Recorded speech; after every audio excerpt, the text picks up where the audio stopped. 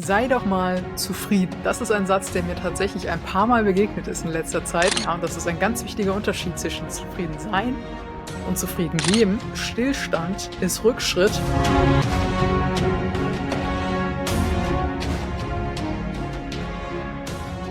Hallo und herzlich willkommen zu einer neuen Solo-Episode von Erfolgsgeflüster. Heute soll es um ein Thema gehen, was mir in den letzten Wochen immer mal wieder begegnet ist, tatsächlich auch im Gespräch mit anderen, und zwar das Thema Zufriedenheit. Ist Zufriedenheit wichtig für dich? Und wenn ja, wie definierst du das überhaupt? Und da das eine Solo-Episode ist, werde ich jetzt einfach mal ausspeichern, was meine Gedanken zu diesem Thema sind. Und mir ist durchaus bewusst, deswegen vielleicht eine kleine Triggerwarnung, dass das nicht unbedingt das ist, was du denkst oder was vielleicht auch, ja, die Gesellschaft als Mainstream denkt über dieses Thema.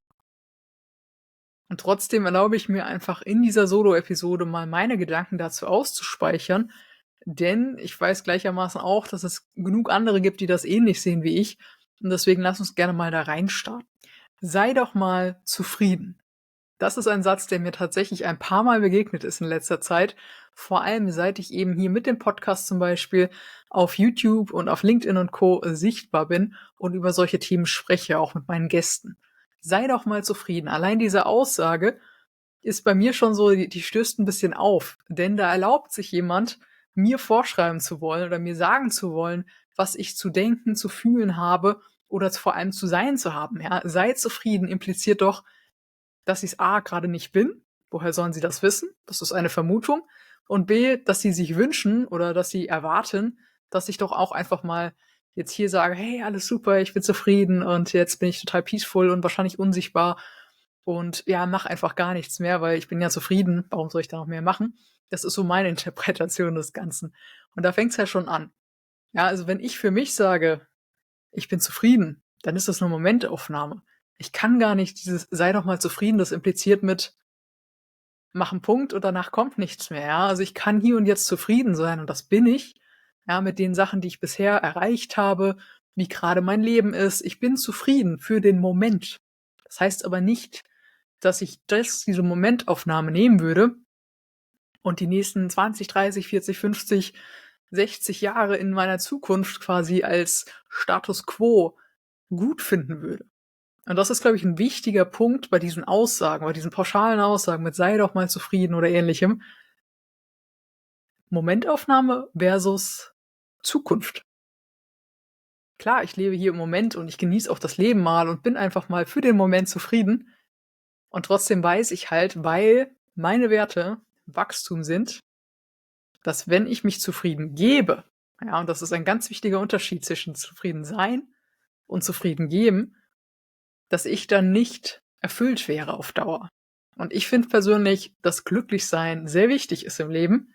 Natürlich können wir nicht alle immer nur super happy glücklich sein die ganze Zeit, aber es sollte das Ziel sein, immer wieder diese Glücksmomente für sich zu schaffen. Denn die machen doch das Leben, ja, so lebenswert, ja, so schön. Vor allem natürlich auch im Kontrast zu den Momenten, die nicht ganz so schön sind, denn nur dadurch können wir das Glück, diese Lebensfreude doch auch wirklich genießen und wertschätzen, weil sie nicht dauerhaft ist. Und ich glaube, ich darf das noch mal sagen, um es 'n bisschen deutlicher zu machen. Wenn jetzt bei dir, wie bei mir zum Beispiel eben der Wert Freiheit oder auch, ja, eben dieses Wachstum so wichtig ist, dann strebe ich natürlich schon immer danach, dass ich etwas Neues lerne. Und etwas Neues lerne ich nicht einfach nur, wenn ich sage: „Ja, komm, ich probiere heute mal das und das aus“, ja? Natürlich geht das mal, aber ich lerne am besten, wenn ich raus aus meiner Komfortzone gehe, wenn ich irgendetwas mache, was ich vorher noch nie gemacht habe oder vielleicht gar nicht für möglich gehalten habe. Dann lerne ich am besten. Auch das ist nicht immer schön. Ja, also manchmal dieser erste Schritt raus aus der Komfortzone, der kann verdammt hart sein, der kann teilweise sogar ein bisschen wehtun. Ja, weil dann merkst du auch, dass du aus deiner Komfortzone raus bist, aber dann lerne ich, weil ich in einer Situation bin, in der ich ein Stück weit mich selber natürlich da reinbewegt habe, aber in der ich mich selbst in die Lage versetzt habe, jetzt lernen zu müssen, damit es besser wird. Und dieser Prozess von: „Okay, ich will was erreichen oder ich bin jetzt hier in 'ner Situation, die ist nicht cool, aber ich weiß, dass ich da durch muss, damit ich dann eben auf dieses nächste Level komme, wo ich eine neue Fähigkeit gelernt habe, wo ich mich als Persönlichkeit einfach habe weiterentwickeln können.“ Das geht halt vor allem, für mich zumindest, am besten über das Thema Ziele. Ziele setzen. Und genau das wird dann oft als höher, schneller, weiter abgetan, ja, und pauschalisiert, dass es nur darum gehen würde, irgendwelche Meilensteine zu erreichen, reich zu werden, Statussymbole und so Zeug, was mir persönlich tatsächlich total egal ist. Mir geht es eher um diese Wachstumsexperience. Natürlich ist es auch schön und das strebe ich auch an, finanzielle Freiheit, örtliche Freiheit, zeitliche Freiheit und all diese Sachen zu haben. Aber mir geht es zum Beispiel nicht darum, jetzt irgendwie, keine Ahnung was, den fetten Ferrari oder Lamborghini zu fahren oder irgendwie das Penthouse sonst wo zu haben, sondern mir geht's halt vor allem erfüllungsmäßig darum, dass ich weiß: „Hey, guck mal, ich kann das lernen, ja. Ich wusste vorher nicht wie, aber ich habe einen Weg gefunden. Ich habe mich weiterentwickelt. Ich habe Dinge gemacht, die ich vorher selbst für mich erstmal als, ja, nicht unmöglich gehalten habe, aber als doch so fernab meiner Vorstellungskraft. Und ich habe es geschafft, mich als Persönlichkeit so zu entwickeln, dass ich diese Sachen für mich erreicht habe und daran eben als Person gewachsen bin. Und deswegen zufrieden sein, ja, das ist okay. Du darfst vor allem dankbar sein. Also, ich mag das Wort dankbar viel lieber, weil das impliziert, dass ich hier und jetzt einfach gerade schon wahrnehme, was ich erreicht habe, wie gut es mir geht, ja, welches Leben ich führen darf und das ist total schön.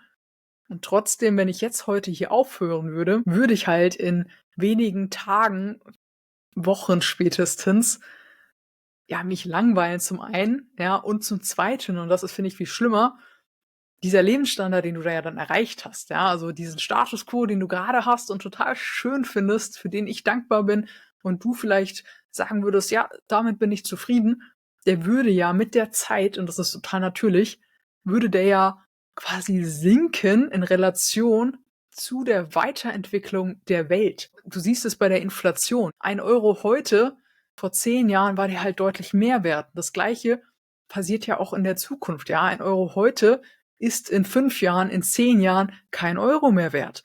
Und genauso werden die Sachen teurer und all diese Veränderungen durch Inflation, durch technologischen Fortschritt, durch KI wird das Ganze noch mal exponentiell schneller sich weiterentwickeln und dadurch sinkt, wenn ich nichts anders mache als heute, wenn ich mich nicht weiterentwickle, sinkt quasi mein Lebensstandard. Und dann ist die Frage, bin ich dann immer noch zufrieden? Wahrscheinlich nicht. Also alleine, um quasi diesen Status quo zu halten, ist mein Verständnis, dass ich kontinuierlich an mir weiterarbeiten muss. Und wenn ich ihn natürlich darüber hinaus dann vielleicht noch erhöhen möchte, dann muss ich natürlich noch ein bisschen mehr dran arbeiten. Und deswegen mag ich diese Formulierung nicht mit „sei doch mal zufrieden“, sei dankbar. Total cool, bin ich fein mit. Auch das ist Stück weit 'ne Anmaßung von jemandem, ne, zu sagen, wie ich mich zu fühlen habe, zu sein habe. Aber damit kann ich leben. Aber mit diesem Zufriedensein, das passt einfach nicht zu meinem Verständnis von der Welt und vor allem nicht zu meinen Werten. Denn ja, ich kann hier und jetzt zufrieden sein, aber es ist nicht der Status quo, den ich in 5, 6 Wochen, Monaten, Jahren noch haben möchte, weil sich eben alles andere darum auch verändert und dieser Status quo dann eben in der Zukunft nicht mehr das ist, was er gerade ist. Und jetzt würde es mich interessieren, gibt es bei dir auch so Sachen, wo du sagst: „Hey, da schmeißen Leute mit irgendwelchen Floskeln um sich, meinen mir vorzuschreiben, was ich zu denken, fühlen oder zu sein habe.“ Gibt es da etwas? Oder aber auch, wie stehst du zu dem Thema Zufriedenheit? Siehst du das ähnlich wie ich? Siehst du das komplett anders? Sagst du: „Nein, wir sollten alle zufrieden sein. Wir leben in einem Land, das sicher ist, in dem es immer noch gute Jobs gibt, in dem das Einkommens und der Lebensstandard doch hoch ist, ja, im Vergleich zu anderen Ländern.“ Oder wie siehst du das? Ja, also ist für dich der Status quo so gut, dass du sagst: „Den möchte ich den Rest meines Lebens haben“? Oder siehst du vielleicht ähnlich wie ich, dass du sagst: „Stillstand ist Rückschritt und deswegen müssen wir einfach alle nach etwas mehr streben, damit wir eben zumindest nicht unter das sinken, was wir gerade haben.“ Ich finde schon, dass man es gerade auch in den aktuellen Entwicklungen sieht in diesem Land, dass eben wir in vielen Bereichen sehr lange stillgestanden haben und sich das jetzt nach und nach rächt, ja, in Form von Wirtschaft zum Beispiel oder auch das Thema KI. Das verschlafen wir gerade sehr in diesem Land, ja, dadurch, dass in der EU gewisse künstliche Intelligenz, Applikationen zum Beispiel gar nicht zugänglich sind. Nehmen wir mal zum Beispiel das Thema Sora, was jetzt kürzlich veröffentlicht worden ist und zum Zeitpunkt dieser Aufnahme gerade in der EU noch nicht verfügbar ist, wo andere Länder jetzt einfach schon einen rapiden Vorsprung haben. Und das ist ja nicht das Einzige, ne? Wir hatten das Thema bei Apple auch schon und vielen anderen. dass einfach in der EU gewisse, ja, Restriktionen bestehen, die uns einfach auch, ja, ausbremsen. Anders kann man es nicht formulieren. Natürlich gibt es durchaus gute Gründe dafür, dass man sich diese Dinge etwas kritischer anschaut. Das möchte ich gar nicht kleinreden.